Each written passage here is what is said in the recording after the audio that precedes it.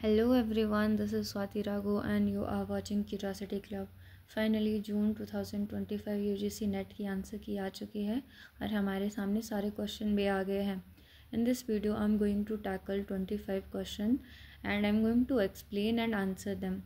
So let's start with our first question. हमारा पहला question क्या पूछ रहा है? ये पूछ रहा है कि choose the sequence of articles mention in the constitution of India and chronological order. नीचे कुछ स्टेटमेंट्स दी गई हैं जो कि डिफरेंट आर्टिकल से बिलोंग करती हैं जो कि इंडियन कॉन्स्टिट्यूशन में दिए गए हैं. उन्हें हमें एक के बाद एक सीक्वेंस में लगाना है यानी क्रोनोलॉजिकल ऑर्डर में लगाना है. ठीक है, तो पहली स्टेटमेंट है हमारी एवोल्यूशन ऑफ अनटचेबिलिटी, जो कि हमारा जो छुआछूत है उसे ख़त्म करने की बात कर रहा है. दूसरा prohibition of employment in children in factories, जो बच्चे हैं उन्हें फैक्ट्रीज़ में एम्प्लॉयमेंट देने या फिर एम्प्लॉयमेंट लगाने से रोकना. Promotion of cooperative society, cooperative society को प्रोत्साहित करना. Separation of judiciary from executive, जो हमारी न्यायपालिका है उसे कार्यपालिका से अलग करना. Equal justice and free legal aid, सबको समान न्याय प्रदान करना और फ्री लीगल एड प्रदान करना. ये जो आर्टिकल मेरे सामने है ये आर्टिकल हमारे जो फंडामेंटल राइट्स हैं और directive principle of state policy हैं उन्हें से बिलोंग करते हैं. और पहला जो स्टेटमेंट है वह आर्टिकल 17 से बिलोंग करता है. दूसरा स्टेटमेंट हमारा आर्टिकल 24 से बिलोंग करता है. तीसरा स्टेटमेंट हमारा आर्टिकल 43B से बिलोंग करता है. चौथा हमारे आर्टिकल 50 और last one belongs to article 39A. और इस तरह से अगर हम सीक्वेंस लगाएं तो हमारा आंसर बनता है ABECD. ओके, तो आपके लिए क्वेश्चन है कि जो आर्टिकल 39A है वो कौन से कॉन्स्टिट्यूशनल अमेंडमेंट एक्ट से हमारे इंडियन कॉन्स्टिट्यूशन में ऐड किया गया था. Let's move to next question. Next question क्या पूछ रहा है? ये पूछ रहा है कि पंडिता रमाबाई किससे एसोसिएटेड है. Pandita Ramabai was associated with what? Indian army से, मुक्ति मिशन से, लैंड होल्डर सोसाइटी से या फिर धर्म सभा से. ये बहुत आसान क्वेश्चन है, इसका आंसर है मुक्ति मिशन से. पंडिता रमाबाई ने मुक्ति मिशन 1898 में खेड़गांव, जो कि पुणे के नज़दीक है, वहाँ एस्टेब्लिश किया था. और ये एक शेल्टर था और रिहेबिलिटेशन सेंटर था बहुत सारी विडो और फिनोल चाइल्ड ब्राइड्स के लिए. और ठीक है, और इसका जो एम था वो था इन लोगों को एजुकेशन प्रोवाइड करना, वोकेशनल ट्रेनिंग प्रोवाइड करना और स्पिरिचुअल गाइडेंस करना. ठीक है, let's move to next question. अगला क्वेश्चन, यहाँ पे हमें दो कॉलम्स दिख रहे हैं जहाँ हमें एक साइड स्टेट्स दिए गए हैं और वहीं दूसरी साइड हमें वहाँ उस स्टेट में जो लोकसभा के लिए शेड्यूल ट्राइब के रिजर्व सीट्स हैं वो दी गई हैं. तो वेस्ट बंगाल में हमारे पास 2 सीट्स हैं, महाराष्ट्र में हमारे पास 4 सीट्स हैं, झारखंड में हमारे पास 5 सीट्स हैं और राजस्थान में हमें 3 सीट्स देखने को मिलती हैं. तो इससे वजह से हमारा आंसर क्या हो जाता है? ए का 3 एक ही ऑप्शन में है, तो हमारा आंसर हो जाता है ऑप्शन नंबर 1. ओके, और जो ये सीट्स हैं ये हमारी ब्लॉक कर दी गई थी जो डिलिमिटेशन एक्ट है 2002 का उसके द्वारा.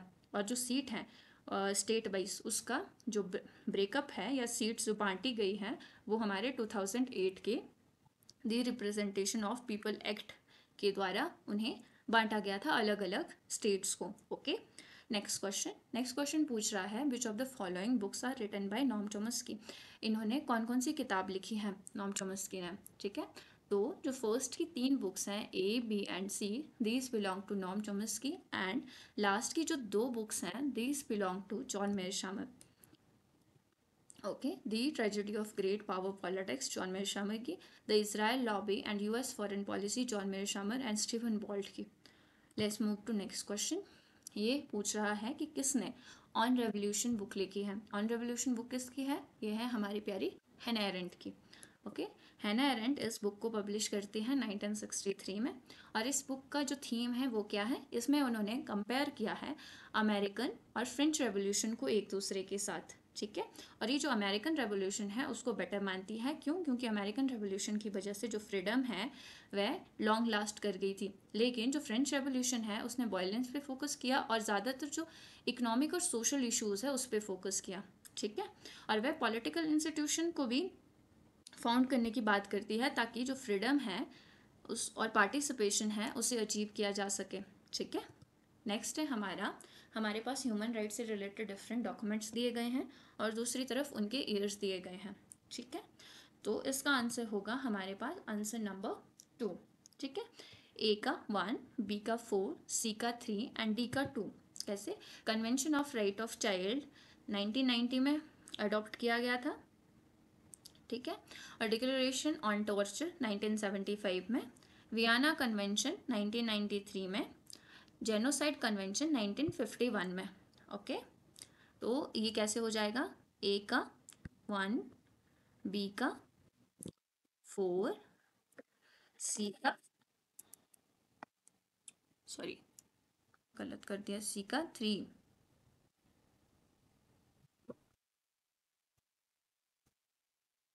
ओके हमारा खराब हो गया, वेट, बी का 4, सी का 3 एंड डी का 1। Okay, let's move to next question. Next question पूछ रहा है, who became the leading exponent of second generation of Frankfurt school of critical theory. ठीक है, फ्रैंकफर्ट स्कूल की जो क्रिटिकल थ्योरी है उसके सेकेंड जनरेशन के एक्सपोनेंट कौन है? इसका आंसर है हमारा जर्गन हैबरमास। ओके, और आप लोगों के लिए क्वेश्चन है कि जो फर्स्ट जनरेशन है फ्रैंकफर्ट स्कूल की या फिर क्रिटिकल थ्योरी की, उन फर्स्ट जनरेशन के थिंकर्स के नाम बताने हैं, और हो सके तो राइट इन कमेंट की जो क्रिटिकल थ्योरी है वो कौन सी आइडियोलॉजी से बिलोंग करती है। नेक्स्ट क्वेश्चन, तो व्हाट वी हैव नेक्स्ट है हमारा क्वेश्चन नंबर 8, जो पूछ रहा है कि कौन सी नदी है जो बांग्लादेश और म्यांमार के बीच जो बॉर्डर्स हैं उनको डिसाइड करती है या बॉर्डर्स क्रिएट करती है? इसका आंसर है नाफ रिवर। ये जो नाफ रिवर है ये बहुत सारे जो रोहिंग्या क्राइसिस है उसका रीज़न रही है, जहाँ इस जो नदी है इसको क्रॉस करके म्यांमार से बांग्लादेश, म्यांमार के राखाइन एरिया से बांग्लादेश बहुत सारे रिफ्यूजीज आते हैं। ये अराउंड 7 lakhs के अराउंड हमें देखने को मिले, या 7 lakhs से ऊपर भी हमें इनके नंबर्स देखने को मिल सकते हैं। ठीक है, और इसी वजह से ये जो नदी है ये ज़्यादा जानी जाती है।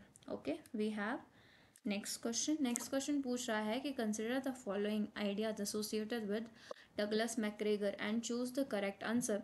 यहाँ डगलस मैक्ग्रेगर जो कि हमें पब्लिक एडमिनिस्ट्रेशन में देखने को मिलते हैं, उनसे रिलेटेड कुछ आइडियाज़ या स्टेटमेंट्स दी गई हैं, हमें उनमें से उनसे रिलेटेड सही स्टेटमेंट्स को, करेक्ट स्टेटमेंट्स को चूज़ करना है। ओके, तो फर्स्ट स्टेटमेंट वी हैव कि theory X the alternate assumption of integration and self control, theory Y the cohesive compulsion, C साल्कन plan, D the human side of enterprise and E linking pin model. Okay, जो Douglas McGregor हैं ये famously जाने जाते हैं his theory X Y. Okay, theory X क्या कहती है? इसमें माना जाता है कि जो एम्प्लॉय है या फिर जो काम करने वाले लोग हैं वे काम चोरी करना चाहते हैं, वे काम करना पसंद नहीं करते, कम काम करके ज़्यादा कमाना चाहते हैं। ठीक है, काम से बचना चाहते हैं, इसलिए उनके ऊपर जो है कोहेरेसिव एक्शन की ज़रूरत है, उन पर कंट्रोल करने की ज़रूरत है। वहीं जो बाय थ्योरी है, बाय थ्योरी बोलती है कि जो एम्प्लॉय है वह सेल्फ मोटिवेटेड होता है, सेल्फ कंट्रोल होता है, उसमें वो अपने लिए काम करना चाहता है, उसे किसी भी तरह के कंट्रोल की ज़रूरत नहीं पड़ती, उस पर किसी तरह के कॉम जो कोहेसिव एक्शंस है वो लेने की ज़रूरत नहीं है। उसके बिना ही जो ये लोग हैं ये आराम से काम कर सकते हैं। तो यहाँ पे जो फर्स्ट ऑप्शन है वो क्या बोल रहा है? देखो, इंटीग्रेशन एंड सेल्फ कंट्रोल ये किससे बिलोंग करना चाहिए? थ्योरी बाय से बिलोंग करना चाहिए। और कोहेरेसिव कंपल्शन किससे बिलोंग करना चाहिए? मतलब कि कंट्रोल की ज़रूरत है, ये किससे बिलोंग करता है? थ्योरी एक्स से। तो ये दोनों ही ऑप्शन हमारे गलत हो जाते हैं। Next we have this plan this belong to this theory of course, and the human side of enterprise, the human side of enterprise इनकी बुक है। ठीक है, और जिसमें हमें ये आइडिया देखने को मिलता है एक्स एंड वाई का। ओके, और जो लिंकिंग पिन मॉडल है ये लाइकर्ट से बिलोंग करता है, जिसलिए ये भी गलत हो जाता है। इसलिए option number C and D is correct. Okay, right है। और यहाँ पे जो ये बुक है the human side of enterprise ये 1960 में पब्लिश होती है, और ये आइडिया थ्योरी ऑफ एक्स और बाय का हमें उधर देखने को मिलता है। और ये linking pin model Rensis Likert से रिलेटेड है। ओके, नेक्स्ट क्वेश्चन बोलता है in which year Bali terror bombing took place. ठीक है, ये क्वेश्चन थोड़ा सा प्रॉब्लमेटिक है, क्योंकि यहाँ पे ये जो दो ऑप्शंस हैं इन दोनों ईयर्स में बाली में अटैक हुआ था। ठीक है, तो फर्स्ट जब मैं इसको सर्च कर रही थी तो मैंने थोड़ी गड़बड़ कर दी थी, इसलिए 2002 यहाँ आंसर में आपको देखने को मिलेगा। बट जब बाद में और भी पढ़ा तो 2002 और 2005 दोनों में अटैक हुआ है, इसलिए ये क्वेश्चन ड्रॉप हो सकता है। ठीक है, और नेक्स्ट क्वेश्चन बोलता है कि हमारे पास बहुत सारे कोड्स या फिर एक्ट्स दिए गए हैं, उन्हें हमें क्रोनोलॉजिकल ऑर्डर में लगाना है। पहला है सिटीजनशिप एक्ट, और ये सिटीजनशिप एक्ट आता है 1955 में। फिर उसके बाद है flag code of India act, ये हमारा 2002 में आता है। फिर उसके बाद prevention of insult to national honour act, ये हमारा 1971 में आता है। और state emblem of India prohibition of improper use act, ये हमारा 2005 में आता है। और जो लास्ट है ये हमें 1950 में सबसे पहले देखने को मिलता है। तो अगर हम इनके ईयर्स को देखें तो ईयर्स के अकॉर्डिंग सबसे पहले ई ऑप्शन आएगा। दो जगह हमारे पास ई है और ये एलिमिनेट हो जाएगा। ठीक है, ई के बाद ए आएगा, ई के बाद सी है, इसलिए ये भी एलिमिनेट हो जाएगा। And this is the correct answer. Okay, let's move to next question. Next question पूछ रहा है कि इकोलॉजी अप्रोच को फर्स्ट टाइम किसने यूज़ किया। This is the easiest question from ecology approach और इकोलॉजिज्म, जो हमारी पॉलिटिकल थ्योरी में हमें देखने को मिलती है। इसका आंसर है अर्नेस्ट हैकल। अर्नेस्ट हैकल जो ये बर्ड इकोलॉजी है इसे सबसे पहले यूज़ करते हैं 1866 में। ठीक है, और किस चीज़ के लिए यूज़ करते हैं, इसलिए कि जो हमारी अर्थ है और हमारा जो एनवायरनमेंट है उसका जो रिलेशनशिप है और चीज़ों के साथ हमारा जो रिलेशनशिप है, फॉर एग्जांपल मैं और मेरे आसपास का वातावरण, मेरे वातावरण में रह रहे जीव जंतु, उनके बीच के इंटर रिलेशनशिप को जो डिस्क्राइब करने के लिए अर्नेस्ट हैकल ने सबसे पहले जो इकोलॉजी वर्ड है इसको यूज़ किया था। Okay, next question, what we have next we have कुछ सब्जेक्ट्स दिए गए हैं और इन सब्जेक्ट में ये सब्जेक्ट कब इंडियन कॉन्स्टिट्यूशन में ऐड हुए, कौन से साल में, उसके अकॉर्डिंग हमको अरेंज करना है।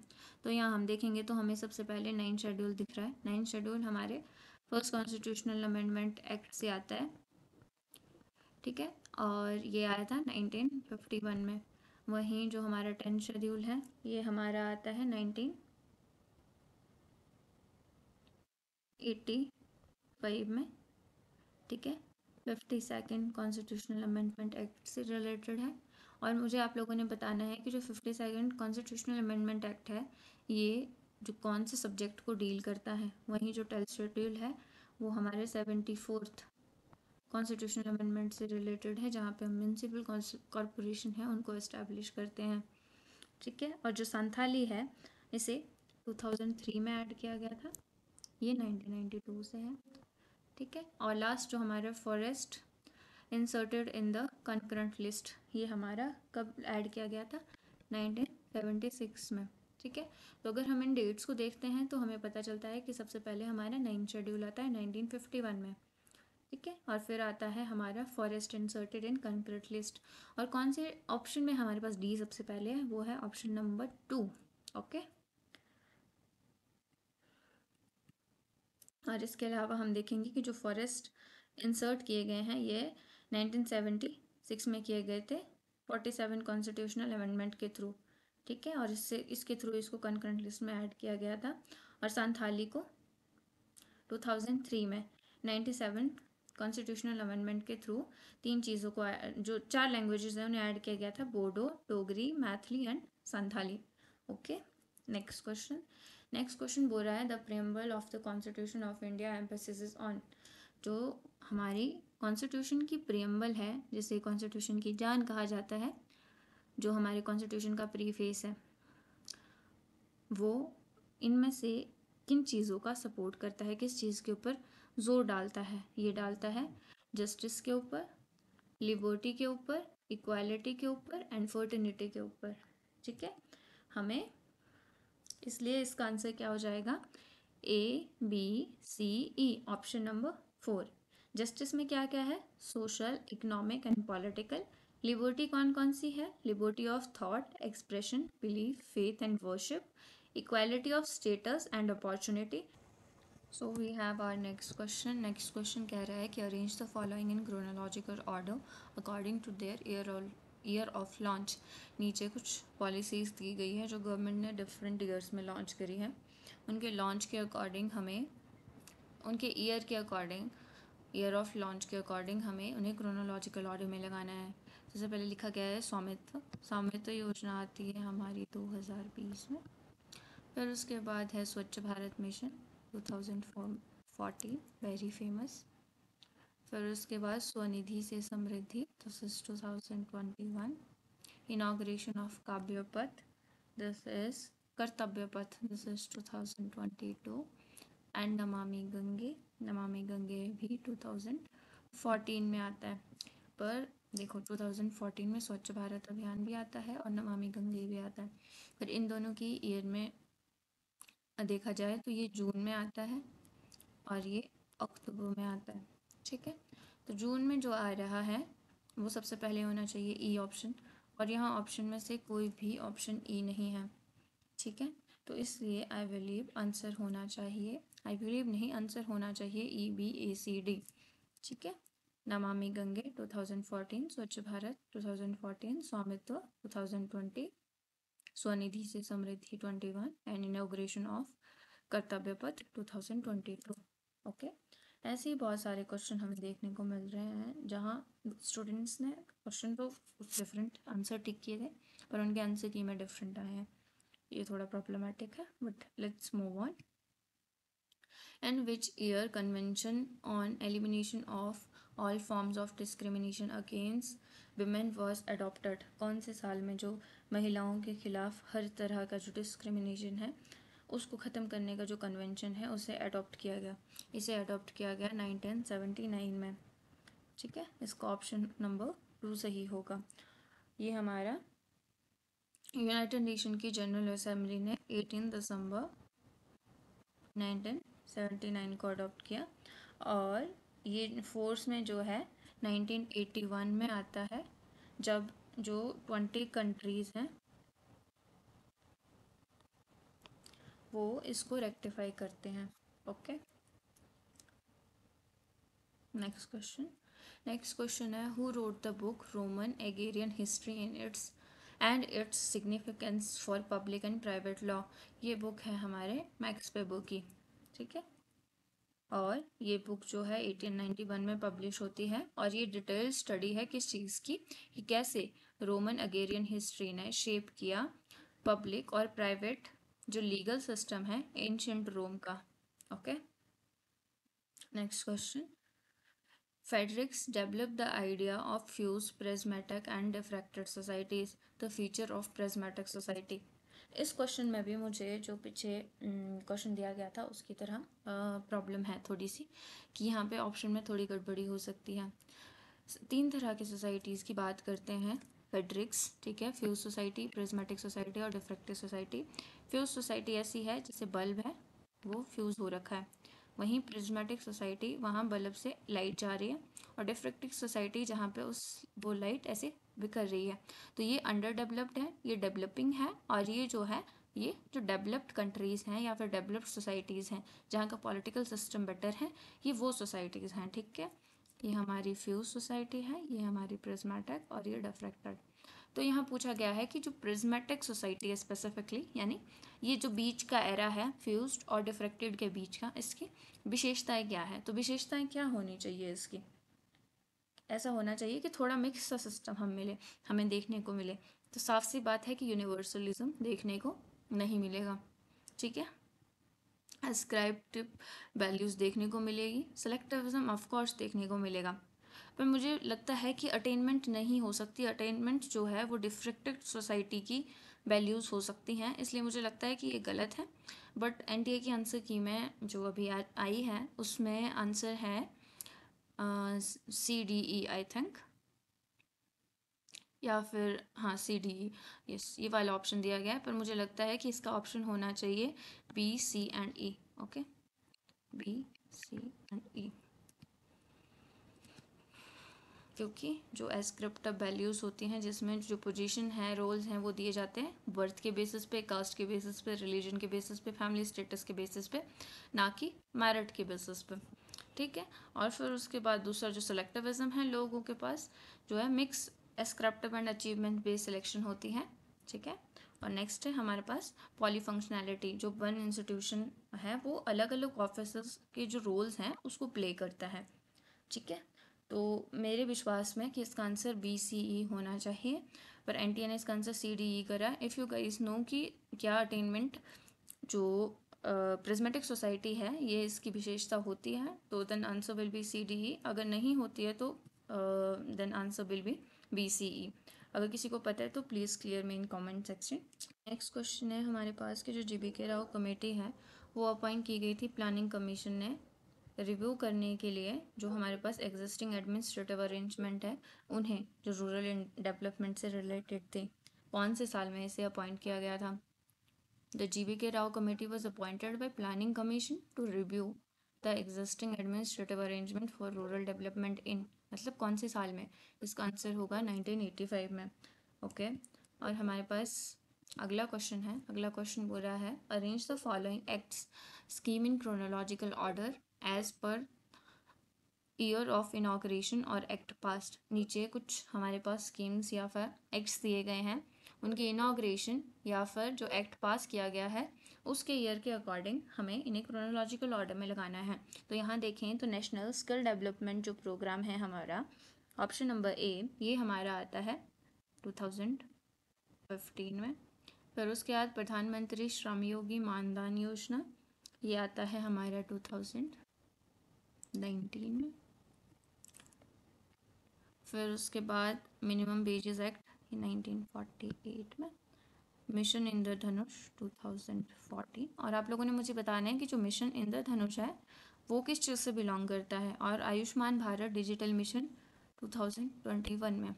और इससे पहले आयुष्मान भारत भी था। और ये जो आयुष्मान भारत स्कीम है इसे कौन से ईयर में लॉन्च किया गया था ये भी आप लोगों ने बताना है।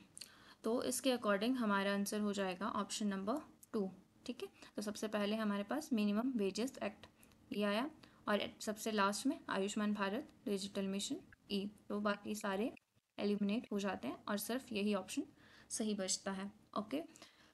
We have are next question. यहाँ पे हमारे पास स्टेट के बनने या फिर जो स्टेट के रीऑर्गेनाइजेशन से रिलेटेड डिफरेंट एक्ट्स दिए गए हैं, हमें उन्हें एक दूसरे के साथ मैच करना है। तो यहाँ पे ज़्यादातर लोगों को मुझे सिंपली जो है पंजाब का रीऑर्गेनाइजेशन याद है, जिसमें पंजाब का रीऑर्गेनाइजेशन होके एक अलग स्टेट हरियाणा बनाया गया और दूसरी तरफ पंजाब बना पंजाबी बोलने के लिए, बोलने वालों के लिए, और हरियाणा बना हिंदी भाषा जिनकी डोमिनेंट थी उनके लिए, और दूसरी तरफ हिमाचल को कुछ एरिया भी हिमाचल को दे दिया गया, ठीक है, पहाड़ी एरिया हिमाचल के अंदर आ गया। फिर उसके बाद पंजाब रीऑर्गेनाइजेशन एक्ट कब आता है 1966 में। अगर इसको ही देखें डी का 3 ऑप्शन नंबर 3 में ही है, ठीक है। तो इसमें आंसर हमको पता चल गया ए का 2 1986 में। गोवा दमन दीव का रीऑर्गेनाइजेशन कब होता है, बी का 4 1987 में। बिहार का कब होता है 2000 में। बिहार से क्या होता है झारखंड स्टेट अलग हो जाता है, ठीक है। तो ए का 2 1986 में जो स्टेट ऑफ मिजोरम एक्ट आता है 1986 में। गोवा दमन दीव का जो रीऑर्गेनाइजेशन होता है 87 में। जो बिहार से झारखंड अलग होता है 2000 में। और पंजाब रीऑर्गेनाइजेशन एक्ट कब होता है 1966 में।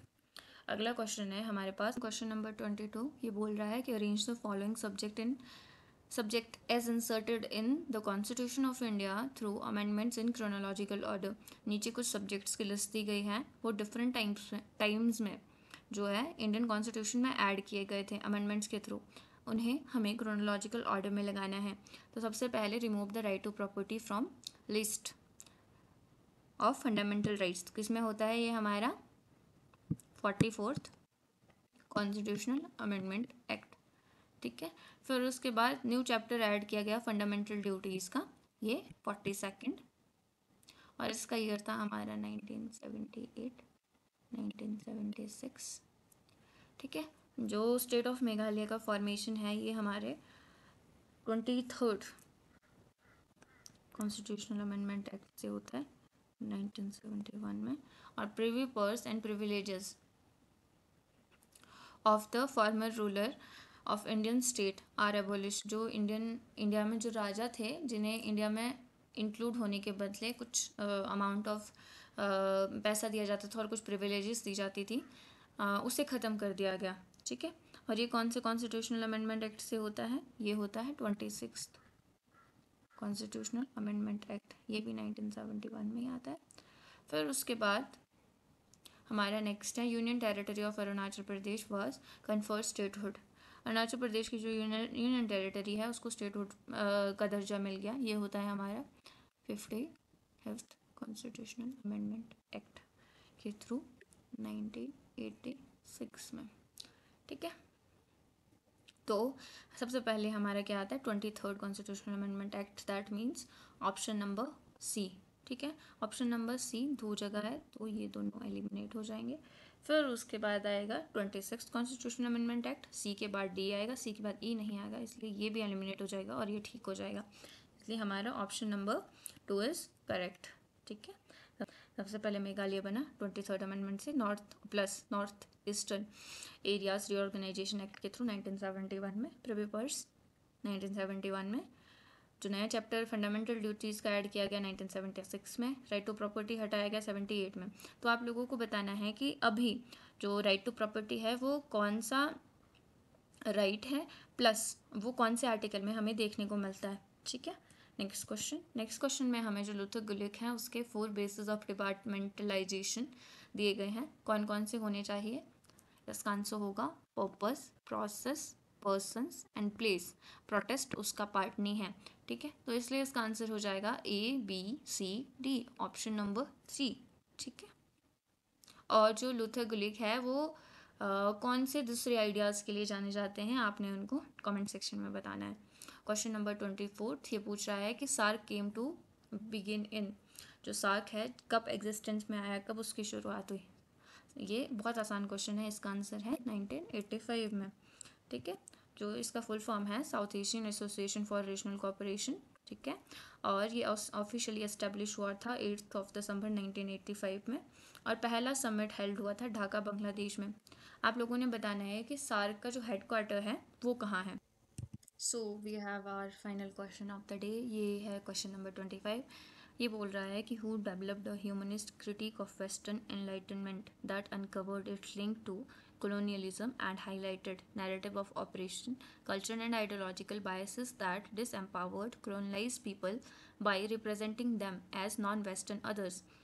इनमें से कौन सा थिंकर है जो एक ह्यूमनिस्ट क्रिटिक है वेस्टर्न एनलाइटनमेंट का और बताता है कि कैसे ये जो कॉलोनियलिज्म है उसके साथ कनेक्टेड है, और जो कल्चरल आइडियोलॉजिकल बायसेस है जिसकी वजह से जो कॉलोनाइज पीपल हैं वो कैसे डिसएम्पावर हुए हैं जस्ट उन्हें नॉन वेस्टर्न टू अदर कह के, ठीक है।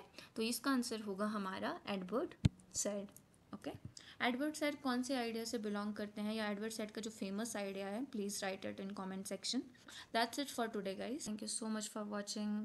आई होप आप लोगों को ये वीडियो हेल्पफुल और पसंद भी आया होगा। Next 25 question will be uploaded soon.